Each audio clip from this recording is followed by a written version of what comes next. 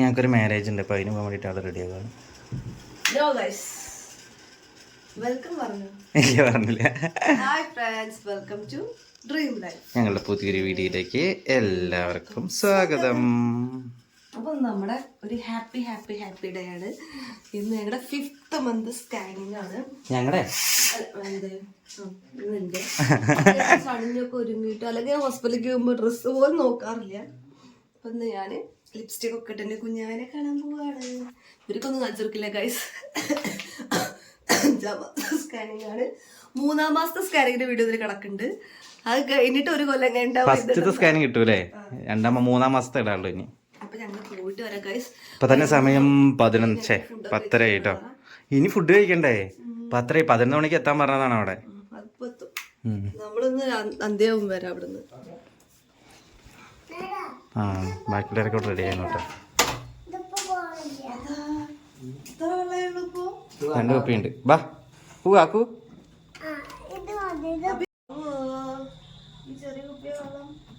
എന്താ 750 വെള്ളം കേട്ടോ. ഏയ് വലിക്കല്ലേ കുഞ്ഞ്, ഞാൻ ഒന്നാ കൂടി വീഴും.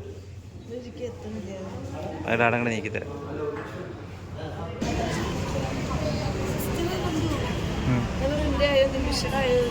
അപ്പൊ ഇല്ല പറഞ്ഞു. അപ്പൊ ഞാൻ പറഞ്ഞു 2 ആഴ്ച മുന്നേ ബുക്ക് ചെയ്തതാണ്. അപ്പൊ അതിന് 9 മണി 8 മണിയാണ് ഓരോരുത്തർക്കും ഓരോ സമയം കൊടുക്കുന്നത്. ആ സമയം അനുസരിച്ചിട്ടാണ് വിളിക്കുന്നത്. 11 മണി പറഞ്ഞു കഴിഞ്ഞാൽ ആവണല്ലേ ഉള്ളൂ. അത് ഒരാളിനെ കയറി കഴിഞ്ഞാൽ കുറെ ടൈം എടുക്കും. അതുകൊണ്ടാണ് എന്നോട് പറഞ്ഞിട്ട് കാര്യമില്ല.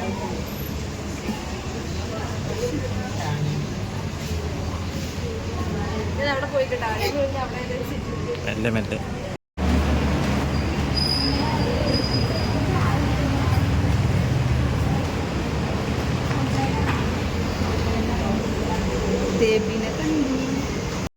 അപ്പോൾ ഗൈസ് അങ്ങനെ രാവിലെ പോയതിൻ്റെ ശേഷം ഇത്രയും ടൈമിനുള്ളിൽ നമ്മുടെ ബേബീനെ കണ്ട് ഹാപ്പി ആയിട്ടോ. അപ്പോൾ ഹാപ്പി ആയതിൻ്റെ ശേഷം ഫുഡ് കഴിക്കാൻ വിചാരിച്ചു. അപ്പോൾ ഇതാ നമ്മുടെ അവിടെ പുതിയൊരു റെസ്റ്റോറൻറ്റ് തുടങ്ങിയിട്ട്. റെസ്റ്റോറൻറ്റ് പറയാൻ പറ്റില്ല, ഊണൊക്കെ ഉള്ള ഒരു സ്ഥലം കേട്ടോ. മുറ്റം എന്നാണ് പേര്. അപ്പോൾ അടിപൊളിയാണ്. അവിടുത്തെ അറ്റ്മോസ്ഫിയറൊക്കെ അടിപൊളിയാണ് കേട്ടോ. എന്താ പറയുക, ആംബിയൻസ് ഒക്കെ ആണ് അടിപൊളിയാണ്. അപ്പോൾ നമ്മുടെ ഒരു റിലേറ്റീവ്സാണ് കേട്ടോ തുടങ്ങിയത്. അപ്പോൾ നമ്മൾ അവിടെ പോയിട്ട് ഫുഡ് കഴിച്ചു കേട്ടോ. പിന്നെ ഞാൻ പറഞ്ഞുകൊണ്ടിരിക്കുന്നത് അവിടെ ഫുൾ ഹിന്ദിക്കാരാണ്. അവർക്ക് ഞാൻ പറയുന്നതൊന്നും മനസ്സിലാവില്ല ഗൈസ്, കാരണം അവർക്ക് എൻ്റെ ഭാഷ അറിയില്ലല്ലോ. പക്ഷെ കണ്ണേട്ടനും മലയാളത്തിലാണ് പറയുന്നത്.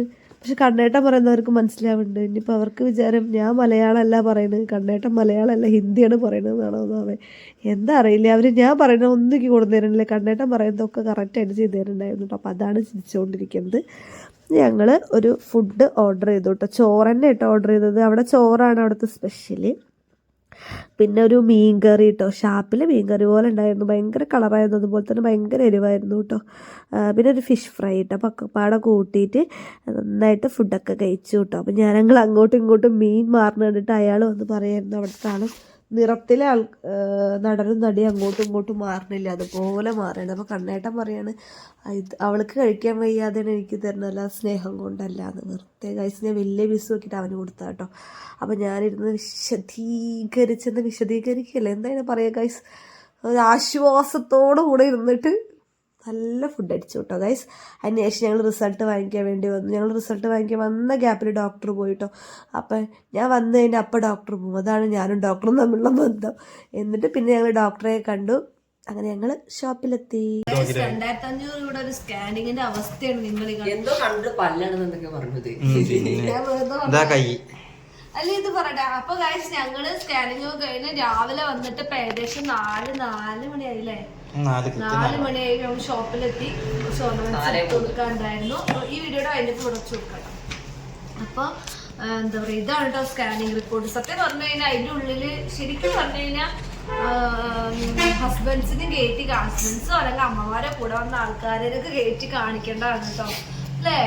എന്താണാവോ എങ്ങനെ. പക്ഷെ സേതുലക്ഷ്മി മാഡം എൻ്റെ ഫസ്റ്റ് ഡെലിവറിക്ക് കണ്ടായിരുന്നവരോട്ട് കയറ്റി കാണിച്ചിട്ടുണ്ട് അല്ലേ?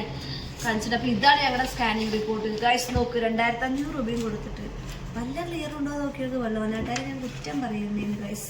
അവിടെ ഒന്നും മനസ്സിലാവണില്ല, വല്ല എന്തോ പോലെ ഉണ്ട്.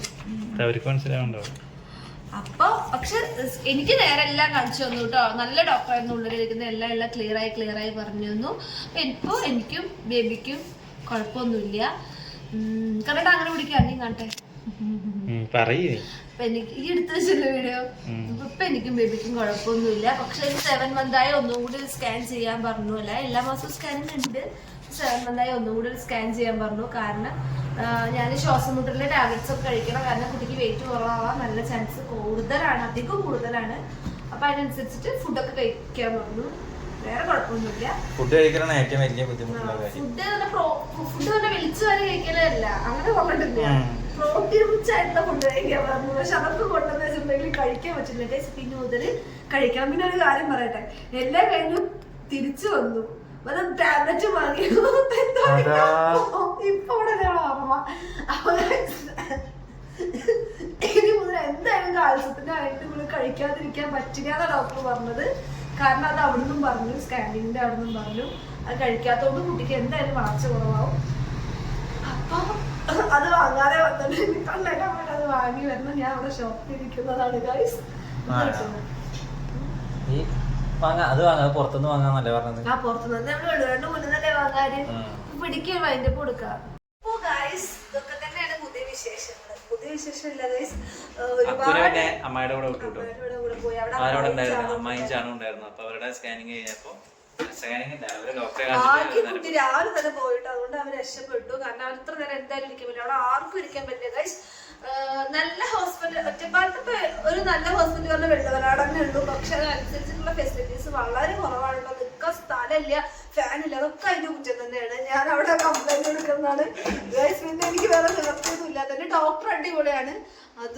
അതുകൊണ്ട് പിന്നെ എന്റെ വേറൊരു ഡോക്ടറാണുള്ളതുകൊണ്ട് മാത്രമേ ഞാൻ അവിടെ കാണിച്ചു. അല്ലെങ്കിൽ ഞാൻ മാറ്റി കാണിക്കായിരുന്നു ഗൈസ്.